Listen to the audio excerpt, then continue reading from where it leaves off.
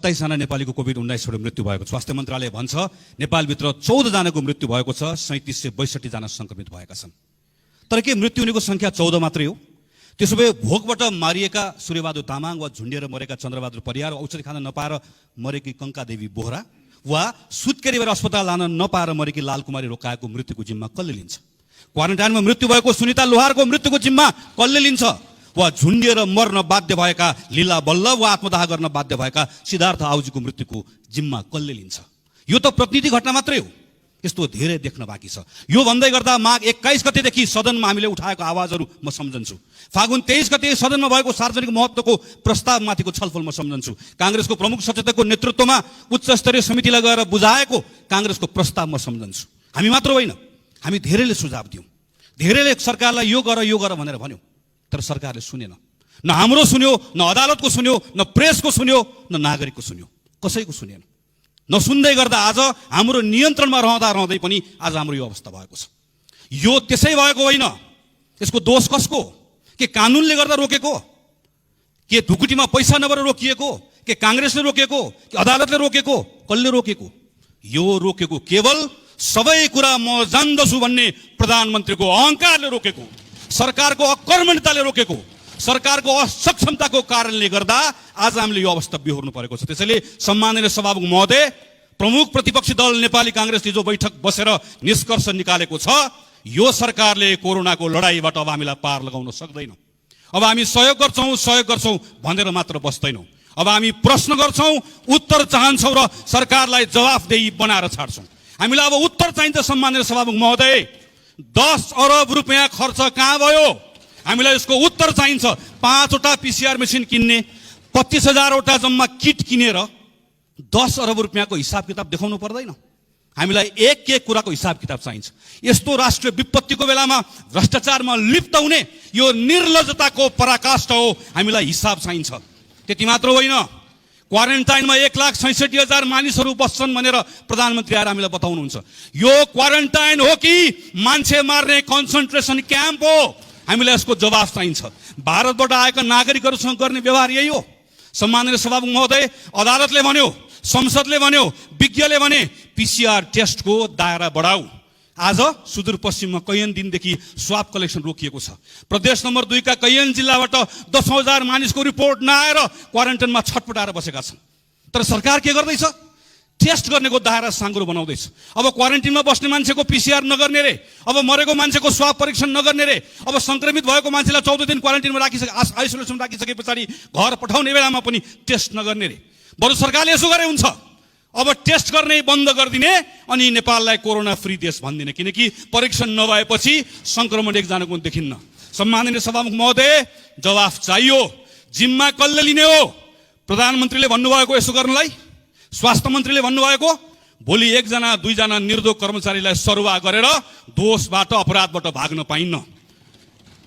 विज्ञहरूले भने, स्वास्थ्य मन्त्रालयले भन्यो, RDT परीक्षण काम लाग्दैन।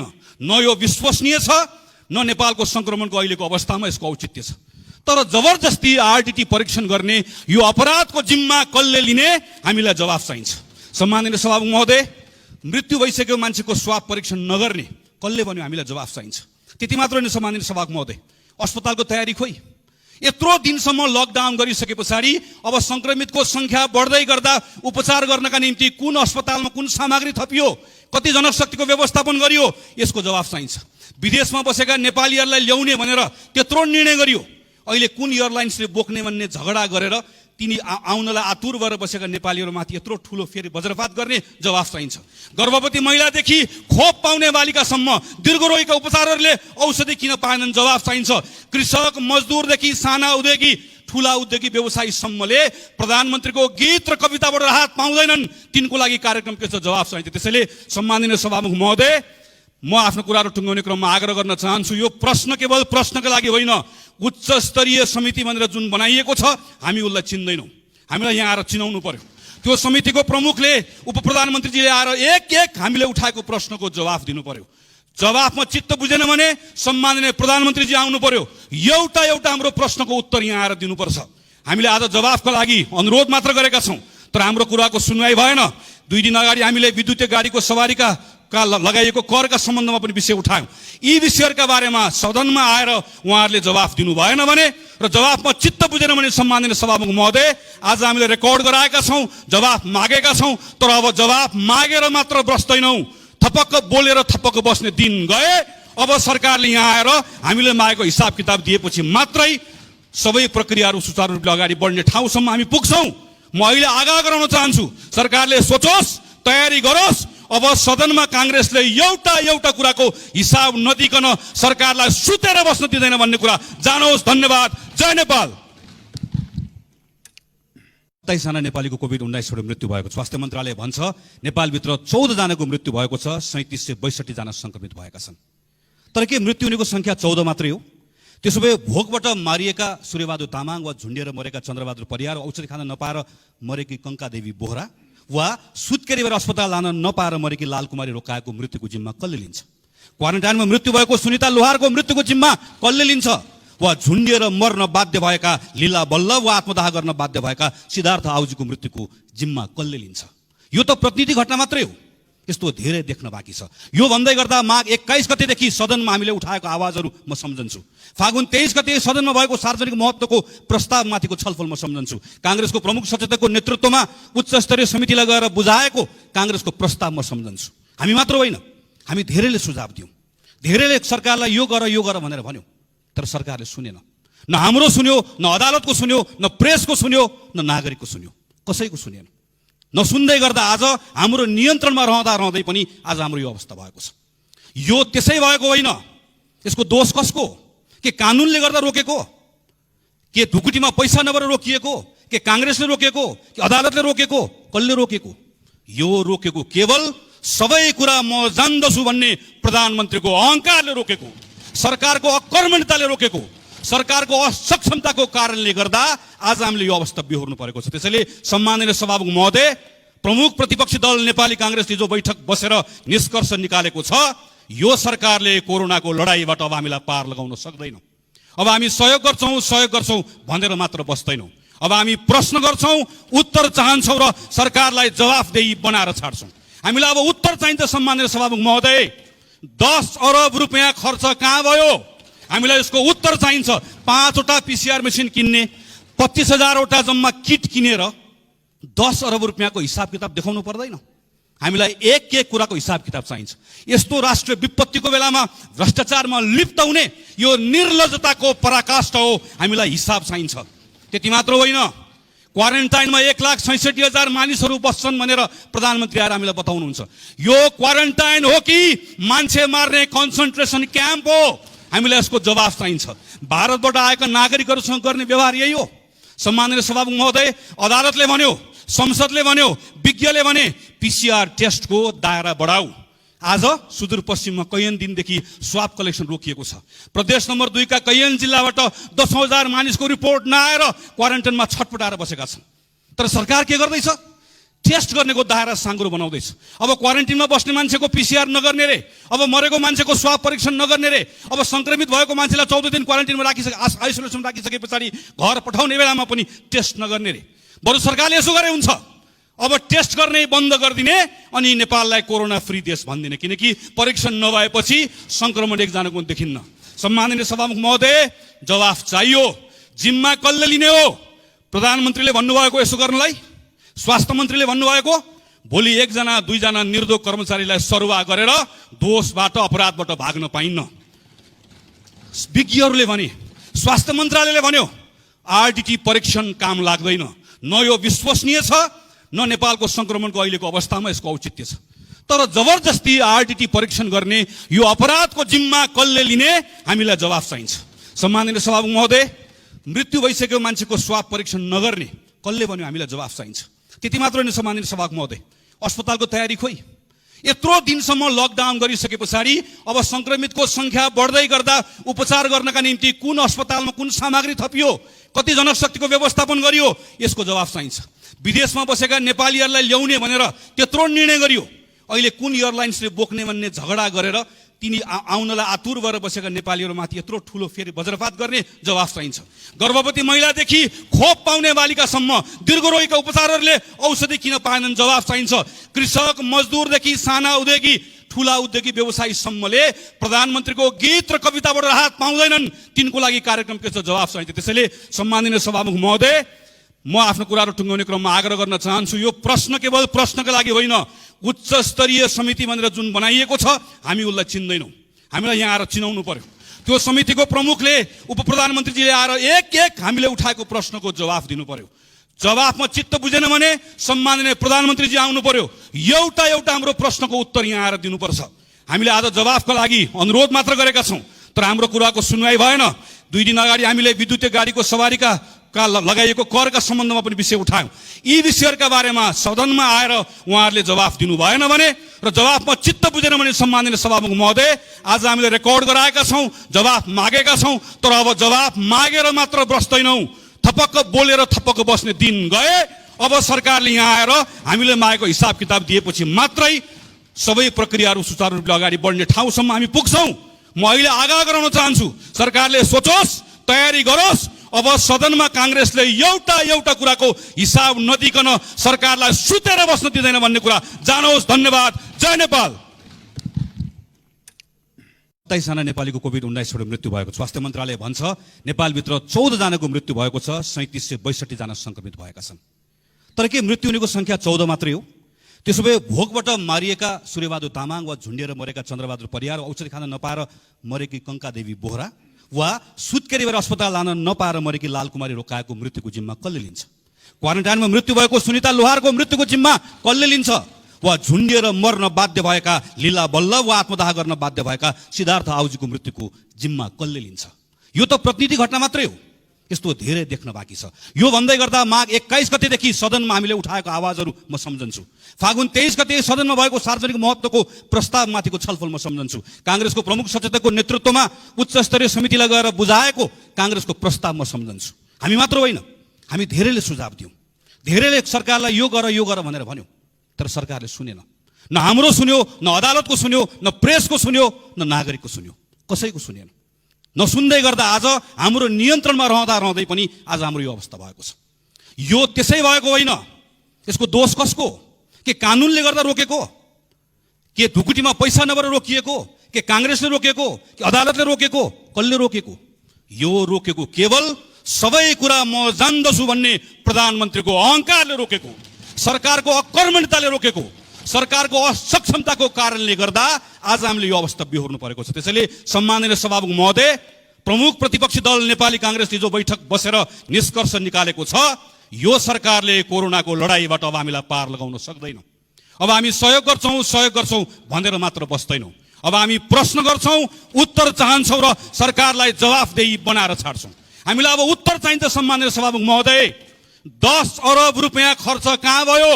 हामीलाई यसको उत्तर चाहिन्छ। 5वटा PCR मेसिन किन्ने, 25,000वटा जम्मा किट किनेर 10 अरब रुपियाँको हिसाब किताब देखाउनु पर्दैन? हामीलाई एक कुराको हिसाब किताब चाहिन्छ। यस्तो राष्ट्रिय विपत्तिको बेलामा भ्रष्टाचारमा लिप्त हुने यो निर्लज्जताको पराकाष्ठा हो, हामीलाई हिसाब चाहिन्छ। त्यति मात्र होइन, क्वारेन्टाइनमा 1,66,000 मानिसहरू बस्छन् भनेर प्रधानमन्त्री आएर हामीलाई बताउनुहुन्छ। यो क्वारेन्टाइन हो कि मान्छे मार्ने कन्सन्ट्रेसन क्याम्प हो? हामीलाई यसको जवाफ चाहिन्छ। भारतबाट आएका नागरिकहरूसँग गर्ने व्यवहार यही हो। सम्माननीय सभामुख महोदय, अदालतले भन्यो, संसदले भन्यो, विज्ञले भने PCR टेस्टको दायरा बढाऊ। आज सुदूरपश्चिममा कैयन दिनदेखि स्वाब कलेक्सन रोकिएको छ। प्रदेश नम्बर 2 का कैयन जिल्लाबाट 10,000 मानिसको रिपोर्ट नआएर क्वारेन्टाइनमा छटपटाएर बसेका छन्। तर सरकार के गर्दैछ? टेस्ट गर्नेको दायरा साँगुरो बनाउँदैछ। अब क्वारेन्टाइनमा बस्ने मान्छेको PCR नगर्ने रे, अब मरेको मान्छेको स्वाब परीक्षण नगर्ने रे, अब संक्रमित भएको मान्छेलाई 14 दिन क्वारेन्टाइनमा आइसोलेसनमा राखिसके पछाडि घर पठाउने बेलामा पनि टेस्ट नगर्ने रे। बरु सरकारले यसो गरे हुन्छ, अब टेस्ट गर्ने बन्द गरिदिने अनि नेपाललाई कोरोना फ्री देश भनिदिने, किनकि परीक्षण नभएपछि संक्रमण एकजनाको पनि देखिन्न। सम्माननीय सभामुख महोदय, जवाफ चाहियो। जिम्मा कसले लिने हो? प्रधानमन्त्रीले भन्नुभएको यसो गर्नलाई? स्वास्थ्य मन्त्रीले भन्नुभएको? भोलि 1-2 जना निर्दोष कर्मचारीलाई सरुवा गरेर दोषबाट अपराधबाट भाग्न पाइन्न। विज्ञहरूले भने, स्वास्थ्य मन्त्रालयले भन्यो, RDT परीक्षण काम लाग्दैन। न यो विश्वसनीय छ, न नेपालको संक्रमणको अहिलेको अवस्थामा यसको औचित्य छ। तर जबरजस्ती RDT परीक्षण गर्ने यो अपराधको जिम्मा कसले लिने? हामीलाई जवाफ चाहिन्छ। सम्माननीय सभामुख महोदय, मृत्यु भइसक्यो मान्छेको स्वाब परीक्षण नगर्ने कसले भन्यो हामीलाई जवाफ चाहिन्छ। त्यति मात्र होइन सम्माननीय सभामुख महोदय, अस्पतालको तयारी खोइ। यत्रो दिनसम्म लकडाउन गरिसके पछाडि अब संक्रमितको संख्या बढ्दै गर्दा उपचार गर्नका निम्ति कुन अस्पतालमा कुन सामग्री थपियो, कति जनशक्तिको व्यवस्थापन गरियो, यसको जवाफ चाहिन्छ। विदेशमा बसेका नेपालीहरूलाई ल्याउने भनेर त्यत्रो निर्णय गरियो, अहिले कुन एयरलाइन्सले बोक्ने भन्ने झगडा गरेर तिनी आउनलाई आतुर भएर बसेका नेपालीहरूमाथि यत्रो ठुलो फेरि वज्रपात गर्ने जवाफ चाहिन्छ। गर्भवती महिलादेखि खोप पाउने बालिकासम्म दीर्घरोगीका उपचारहरूले औषधि किन पाएनन्, जवाफ चाहिन्छ। कृषक मजदुरदेखि साना उद्योगी ठुला उद्योगी व्यवसायीसम्मले प्रधानमन्त्रीको गीत र कविताबाट राहत पाउँदैनन्, तिनको लागि कार्यक्रम के छ, जवाफ चाहिन्छ। त्यसैले सम्माननीय सभामुख महोदय, म आफ्नो कुराहरू टुङ्गाउने क्रममा आग्रह गर्न चाहन्छु, यो प्रश्न केवल प्रश्नका लागि होइन, उच्च स्तरीय समिति भनेर जुन बनाइएको छ हामी उसलाई चिन्दैनौँ, हामीलाई यहाँ आएर चिनाउनु पर्यो। त्यो समितिको प्रमुखले उप प्रधानमन्त्रीजीले आएर एक एक हामीले उठाएको प्रश्नको जवाफ दिनु पर्यो। जवाफमा चित्त बुझेन भने सम्माननीय प्रधानमन्त्रीजी आउनु पर्यो, एउटा एउटा हाम्रो प्रश्नको उत्तर यहाँ आएर दिनुपर्छ। हामीले आज जवाफको लागि अनुरोध मात्र गरेका छौँ, तर हाम्रो कुराको सुनवाई भएन। 2 दिन अगाडि हामीले विद्युतीय गाडीको सवारीका लगाइएको करका सम्बन्धमा पनि विषय उठायौँ। यी विषयहरूका बारेमा सदनमा आएर उहाँहरूले जवाफ दिनु भएन भने र जवाफमा चित्त बुझेन भने सम्माननीय सभामुख महोदय, आज हामीले रेकर्ड गराएका छौँ, जवाफ मागेका छौँ, तर अब जवाफ मागेर मात्र बस्दैनौँ, थपक्क बोलेर थपक्क बस्ने दिन गए। अब सरकारले यहाँ आएर हामीले मागेको हिसाब किताब दिएपछि मात्रै सबै प्रक्रियाहरू सुचारू रूपले अगाडि बढ्ने ठाउँसम्म हामी पुग्छौँ। म अहिले आग्रह गराउन चाहन्छु, सरकारले सोचोस्, तयारी गरोस्। अब सदनमा काङ्ग्रेसले एउटा कुराको हिसाब नदिकन सरकारलाई सुतेर बस्न दिँदैन भन्ने कुरा जानोस्। धन्यवाद। जय नेपाल। 27 जना नेपालीको कोभिड-19बाट मृत्यु भएको स्वास्थ्य मन्त्रालय भन्छ। नेपालभित्र 14 जनाको मृत्यु भएको छ, 3762 जना संक्रमित भएका छन्। तर के मृत्यु हुनेको संख्या 14 मात्रै हो? त्यसो भए भोकबाट मारिएका सूर्यबहादुर तामाङ वा झुन्डिएर मरेका चन्द्रबहादुर परियार, औषधि खान नपाएर मरेकी कङ्कादेवी बोहरा वा सुत्केरी भएर अस्पताल लान नपाएर मरेकी लालकुमारी रोकाएको मृत्युको जिम्मा कसले लिन्छ? क्वारेन्टाइनमा मृत्यु भएको सुनिता लोहारको मृत्युको जिम्मा कसले लिन्छ? वा झुन्डिएर मर्न बाध्य भएका लीला बल्लभ वा आत्मदाह गर्न बाध्य भएका सिद्धार्थ आउजीको मृत्युको जिम्मा कसले लिन्छ? यो त प्रतिनिधि घटना मात्रै हो, यस्तो धेरै देख्न बाँकी छ। यो भन्दै गर्दा माघ 21 गतेदेखि सदनमा हामीले उठाएको आवाजहरू म सम्झन्छु। फागुन 23 गते सदनमा भएको सार्वजनिक महत्त्वको प्रस्तावमाथिको छलफल म सम्झन्छु। काङ्ग्रेसको प्रमुख सचेतकको नेतृत्वमा उच्च स्तरीय समितिलाई गएर बुझाएको काङ्ग्रेसको प्रस्ताव म सम्झन्छु। हामी मात्र होइन, हामी धेरैले सुझाव दियौँ, धेरैले सरकारलाई यो गर भनेर भन्यौँ, तर सरकारले सुनेन। न हाम्रो सुन्यो, न अदालतको सुन्यो, न प्रेसको सुन्यो, न नागरिकको सुन्यो, कसैको सुनेन। नसुन्दै गर्दा आज हाम्रो नियन्त्रणमा रहँदै पनि आज हाम्रो यो अवस्था भएको छ। यो त्यसै भएको होइन, यसको दोष कसको? के कानुनले गर्दा रोकेको? के ढुकुटीमा पैसा नभएर रोकिएको? के काङ्ग्रेसले रोकेको? कि अदालतले रोकेको? कसले रोकेको? यो रोकेको केवल सबै कुरा म जान्दछु भन्ने प्रधानमन्त्रीको अहङ्कारले रोकेको, सरकारको अकर्मण्यताले रोकेको, सरकारको असक्षमताको कारणले गर्दा आज हामीले यो अवस्था बिहोर्नु परेको छ। त्यसैले सम्माननीय सभामुख महोदय, प्रमुख प्रतिपक्षी दल नेपाली काङ्ग्रेसले जो बैठक बसेर निष्कर्ष निकालेको छ, यो सरकारले कोरोनाको लडाईँबाट अब हामीलाई पार लगाउन सक्दैन। अब हामी सहयोग गर्छौँ भनेर मात्र बस्दैनौँ। अब हामी प्रश्न गर्छौँ, उत्तर चाहन्छौँ र सरकारलाई जवाफदेही बनाएर छाड्छौँ। हामीलाई अब उत्तर चाहिन्छ। सम्माननीय सभामुख महोदय, 10 अरब रुपियाँ खर्च कहाँ भयो? हामीलाई यसको उत्तर चाहिन्छ। 5वटा PCR मेसिन किन्ने, 25,000वटा जम्मा किट किनेर 10 अरब रुपियाँको हिसाब किताब देखाउनु पर्दैन? हामीलाई एक कुराको हिसाब किताब चाहिन्छ। यस्तो राष्ट्रिय विपत्तिको बेलामा भ्रष्टाचारमा लिप्त हुने यो निर्लज्जताको पराकाष्ठा हो, हामीलाई हिसाब चाहिन्छ। त्यति मात्र होइन, क्वारेन्टाइनमा 1,66,000 मानिसहरू बस्छन् भनेर प्रधानमन्त्री आएर हामीलाई बताउनुहुन्छ। यो क्वारेन्टाइन हो कि मान्छे मार्ने कन्सन्ट्रेसन क्याम्प हो? हामीलाई यसको जवाफ चाहिन्छ। भारतबाट आएका नागरिकहरूसँग गर्ने व्यवहार यही हो। सम्माननीय सभामुख महोदय, अदालतले भन्यो, संसदले भन्यो, विज्ञले भने PCR टेस्टको दायरा बढाऊ। आज सुदूरपश्चिममा कैयन दिनदेखि स्वाब कलेक्सन रोकिएको छ। प्रदेश नम्बर 2 का कैयन जिल्लाबाट 10,000 मानिसको रिपोर्ट नआएर क्वारेन्टाइनमा छटपटाएर बसेका छन्। तर सरकार के गर्दैछ? टेस्ट गर्नेको दायरा साँगुरो बनाउँदैछ। अब क्वारेन्टाइनमा बस्ने मान्छेको PCR नगर्ने रे, अब मरेको मान्छेको स्वाब परीक्षण नगर्ने रे, अब संक्रमित भएको मान्छेलाई 14 दिन क्वारेन्टाइनमा आइसोलेसन राखिसके पछाडि घर पठाउने बेलामा पनि टेस्ट नगर्ने रे। बरु सरकारले यसो गरे हुन्छ, अब टेस्ट गर्ने बन्द गरिदिने अनि नेपाललाई कोरोना फ्री देश भनिदिने, किनकि परीक्षण नभएपछि संक्रमण एकजनाको देखिन्न। सम्माननीय सभामुख महोदय, जवाफ चाहियो। जिम्मा कसले लिने हो? प्रधानमन्त्रीले भन्नुभएको यसो गर्नलाई, स्वास्थ्य मन्त्रीले भन्नुभएको। भोलि एकजना दुईजना निर्दोष कर्मचारीलाई सरुवा गरेर दोषबाट अपराधबाट भाग्न पाइन्न। विज्ञहरूले भने, स्वास्थ्य मन्त्रालयले भन्यो आरटीटी परीक्षण काम लाग्दैन, न यो विश्वसनीय छ न नेपालको संक्रमणको अहिलेको अवस्थामा यसको औचित्य छ। तर जबरजस्ती आरटीटी परीक्षण गर्ने यो अपराधको जिम्मा कसले लिने? हामीलाई जवाफ चाहिन्छ। सम्माननीय सभामुख महोदय, मृत्यु भइसकेको मान्छेको स्वाब परीक्षण नगर्ने कसले भन्यो? हामीलाई जवाफ चाहिन्छ। त्यति मात्र होइन सम्माननीय सभामुख महोदय, अस्पतालको तयारी खोइ। यत्रो दिनसम्म लकडाउन गरिसके पछाडि अब संक्रमितको संख्या बढ्दै गर्दा उपचार गर्नका निम्ति कुन अस्पतालमा कुन सामग्री थपियो, कति जनशक्तिको व्यवस्थापन गरियो, यसको जवाफ चाहिन्छ। विदेशमा बसेका नेपालीहरूलाई ल्याउने भनेर त्यत्रो निर्णय गरियो, अहिले कुन एयरलाइन्सले बोक्ने भन्ने झगडा गरेर तिनी आउनलाई आतुर भएर बसेका नेपालीहरूमाथि यत्रो ठुलो फेरि वज्रपात गर्ने जवाफ चाहिन्छ। गर्भवती महिलादेखि खोप पाउने बालिकासम्म दीर्घरोगीका उपचारहरूले औषधि किन पाएनन्? जवाफ चाहिन्छ। कृषक मजदुरदेखि साना उद्योगी ठुला उद्योगी व्यवसायीसम्मले प्रधानमन्त्रीको गीत र कविताबाट राहत पाउँदैनन्, तिनको लागि कार्यक्रम के छ? जवाफ चाहिन्छ। त्यसैले सम्माननीय सभामुख महोदय, म आफ्नो कुराहरू टुङ्गाउने क्रममा आग्रह गर्न चाहन्छु, यो प्रश्न केवल प्रश्नका लागि होइन, उच्च स्तरीय समिति भनेर जुन बनाइएको छ हामी उसलाई चिन्दैनौँ। हामीलाई यहाँ आएर चिनाउनु पर्यो।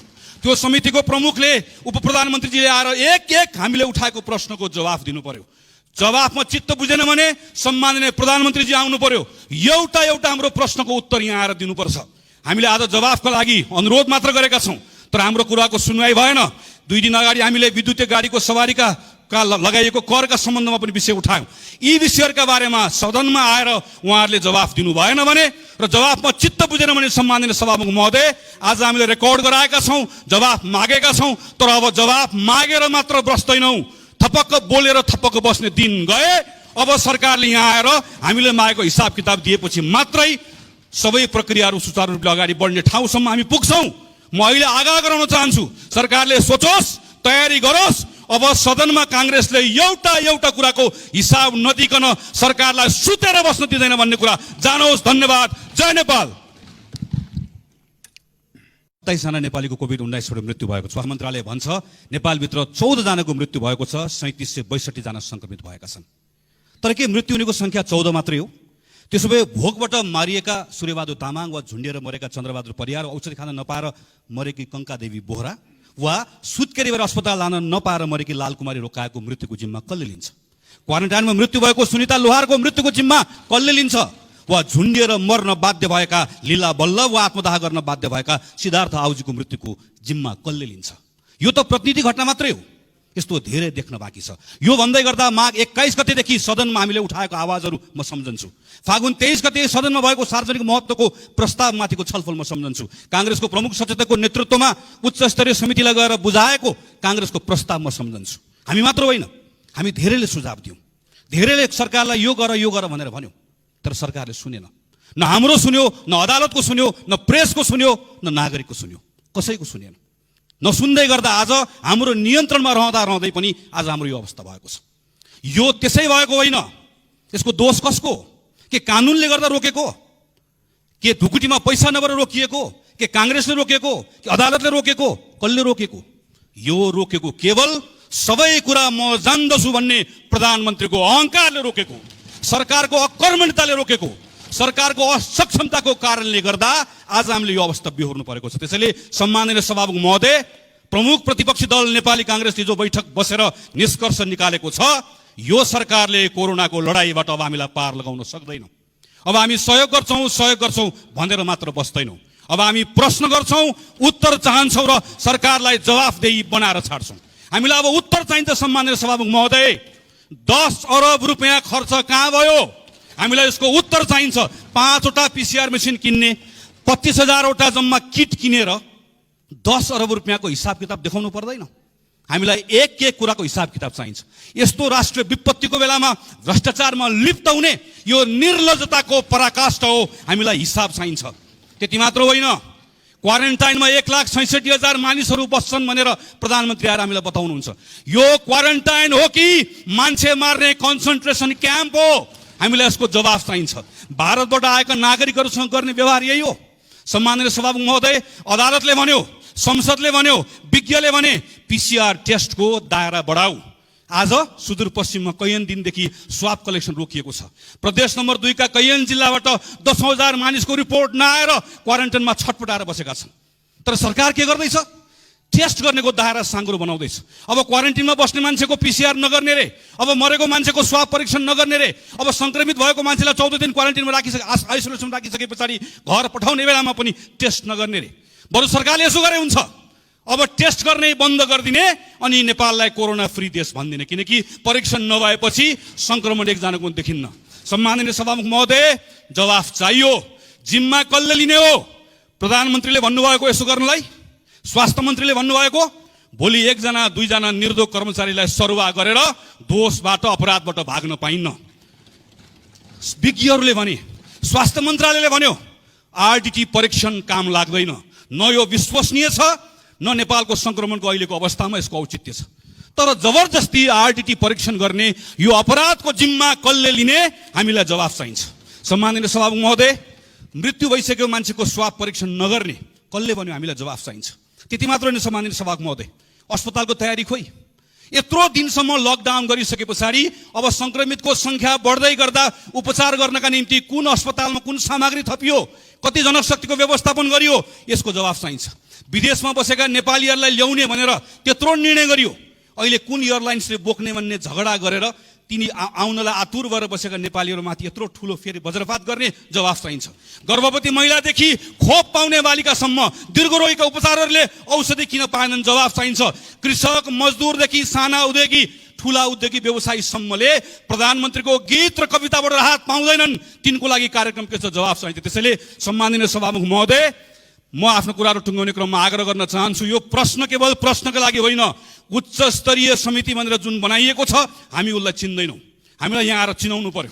त्यो समितिको प्रमुखले उप प्रधानमन्त्रीजीले आएर एक हामीले उठाएको प्रश्नको जवाफ दिनु पर्यो। जवाफमा चित्त बुझेन भने सम्माननीय प्रधानमन्त्रीजी आउनु पर्यो, एउटा हाम्रो प्रश्नको उत्तर यहाँ आएर दिनुपर्छ। हामीले आज जवाफका लागि अनुरोध मात्र गरेका छौँ, तर हाम्रो कुराको सुनवाई भएन। 2 दिन अगाडि हामीले विद्युतीय गाडीको सवारीका लगाइएको करका सम्बन्धमा पनि विषय उठायौँ। यी विषयहरूका बारेमा सदनमा आएर उहाँहरूले जवाफ दिनु भएन भने र जवाफमा चित्त बुझेन भने सम्माननीय सभामुख महोदय, आज हामीले रेकर्ड गराएका छौँ, जवाफ मागेका छौँ, तर अब जवाफ मागेर मात्र बस्दैनौँ, थपक्क बोलेर थपक्क बस्ने दिन गए। अब सरकारले यहाँ आएर हामीले मागेको हिसाब किताब दिएपछि मात्रै सबै प्रक्रियाहरू सुचारू रूपले अगाडि बढ्ने ठाउँसम्म हामी पुग्छौँ। म अहिले आग्रह गराउन चाहन्छु, सरकारले सोचोस्, तयारी गरोस्। अब सदनमा कांग्रेसले एउटा कुराको हिसाब नदिकन सरकारलाई सुतेर बस्न दिँदैन भन्ने कुरा जानोस्। धन्यवाद। जय नेपाल। 27 जना नेपालीको कोभिड-19बाट मृत्यु भएको स्वास्थ्य मन्त्रालय भन्छ। नेपालभित्र 14 जनाको मृत्यु भएको छ, 3762 जना संक्रमित भएका छन्। तर के मृत्यु हुनेको संख्या 14 मात्रै हो?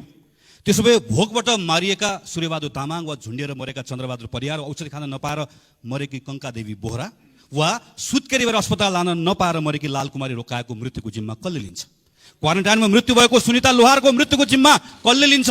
वा झुन्डिएर मर्न बाध्य भएका लीला बल्लभ वा आत्मदाह गर्न बाध्य भएका सिद्धार्थ आउजीको मृत्युको जिम्मा कसले लिन्छ? यो त प्रतिनिधि घटना मात्रै हो, यस्तो धेरै देख्न बाँकी छ। यो भन्दै गर्दा माघ 21 गतेदेखि सदनमा हामीले उठाएको आवाजहरू म सम्झन्छु।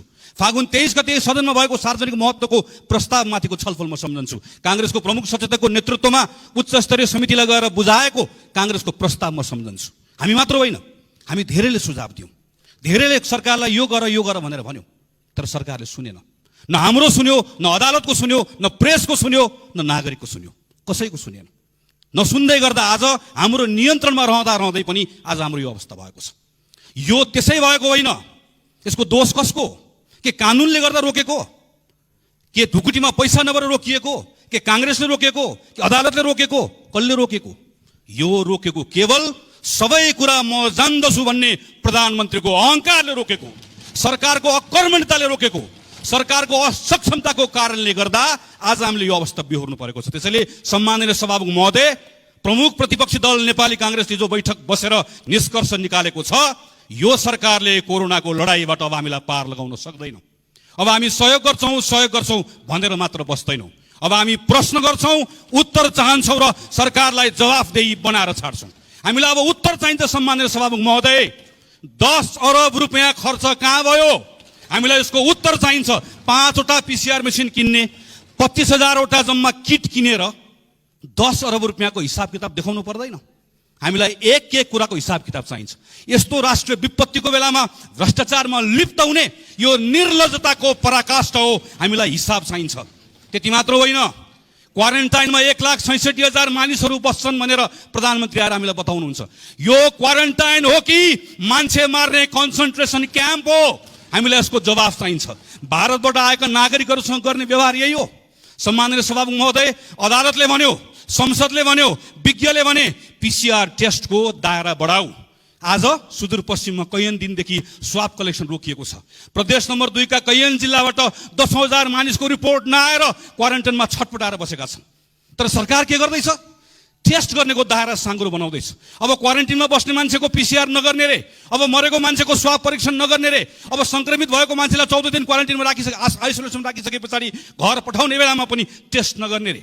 बरु सरकारले यसो गरे हुन्छ, अब टेस्ट गर्ने बन्द गरिदिने अनि नेपाललाई कोरोना फ्री देश भनिदिने, किनकि परीक्षण नभएपछि संक्रमण एकजनाको देखिन्न। सम्माननीय सभामुख महोदय, जवाफ चाहियो। जिम्मा कसले लिने हो? प्रधानमन्त्रीले भन्नुभएको यसो गर्नलाई? स्वास्थ्य मन्त्रीले भन्नुभएको? भोलि 1-2 निर्दोष कर्मचारीलाई सरुवा गरेर दोषबाट अपराधबाट भाग्न पाइन्न। विज्ञहरूले भने, स्वास्थ्य मन्त्रालयले भन्यो आरटीटी परीक्षण काम लाग्दैन। न यो विश्वसनीय छ, न नेपालको संक्रमणको अहिलेको अवस्थामा यसको औचित्य छ। तर जबरजस्ती आरटीटी परीक्षण गर्ने यो अपराधको जिम्मा कसले लिने? हामीलाई जवाफ चाहिन्छ। सम्माननीय सभामुख महोदय, मृत्यु भइसकेको मान्छेको स्वाब परीक्षण नगर्ने कसले भन्यो? हामीलाई जवाफ चाहिन्छ। त्यति मात्र होइन सम्माननीय सभामुख महोदय, अस्पतालको तयारी खोइ? यत्रो दिनसम्म लकडाउन गरिसके पछाडि अब संक्रमितको संख्या बढ्दै गर्दा उपचार गर्नका निम्ति कुन अस्पतालमा कुन सामग्री थपियो, कति जनशक्तिको व्यवस्थापन गरियो, यसको जवाफ चाहिन्छ।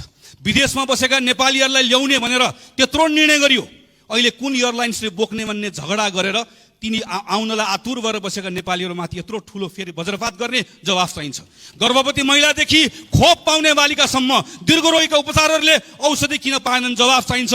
कृषक मजदुरदेखि साना उद्योगी ठुला उद्योगी व्यवसायीसम्मले प्रधानमन्त्रीको गीत र कविताबाट राहत पाउँदैनन्। तिनको लागि कार्यक्रम के छ? जवाफ चाहिन्छ। त्यसैले सम्माननीय सभामुख महोदय, म आफ्नो कुराहरू टुङ्गाउने क्रममा आग्रह गर्न चाहन्छु, यो प्रश्न केवल प्रश्नका लागि होइन, उच्च स्तरीय समिति भनेर जुन बनाइएको छ हामी उसलाई चिन्दैनौँ। हामीलाई यहाँ आएर चिनाउनु पर्यो। त्यो समितिको प्रमुखले, उप प्रधानमन्त्रीजीले आएर एक हामीले उठाएको प्रश्नको जवाफ दिनु पर्यो। जवाफमा चित्त बुझेन भने सम्माननीय प्रधानमन्त्रीजी आउनु पर्यो, एउटा हाम्रो प्रश्नको उत्तर यहाँ आएर दिनुपर्छ। हामीले आज जवाफका लागि अनुरोध मात्र गरेका छौँ, तर हाम्रो कुराको सुनवाई भएन। 2 दिन अगाडि हामीले विद्युतीय गाडीको सवारीका लगाइएको करका सम्बन्धमा पनि विषय उठायौँ। यी विषयहरूका बारेमा सदनमा आएर उहाँहरूले जवाफ दिनु भएन भने र जवाफमा चित्त बुझेन भने सम्माननीय सभामुख महोदय, आज हामीले रेकर्ड गराएका छौँ, जवाफ मागेका छौँ, तर अब जवाफ मागेर मात्र बस्दैनौँ, थपक्क बोलेर थपक्क बस्ने दिन गए। अब सरकारले यहाँ आएर हामीले मागेको हिसाब किताब दिएपछि मात्रै सबै प्रक्रियाहरू सुचारू रूपले अगाडि बढ्ने ठाउँसम्म हामी पुग्छौँ। म अहिले आग्रह गराउन चाहन्छु, सरकारले सोचोस्, तयारी गरोस्। अब सदनमा कांग्रेसले एउटा कुराको हिसाब नदिकन सरकारलाई सुतेर बस्न दिँदैन भन्ने कुरा जानोस्। धन्यवाद।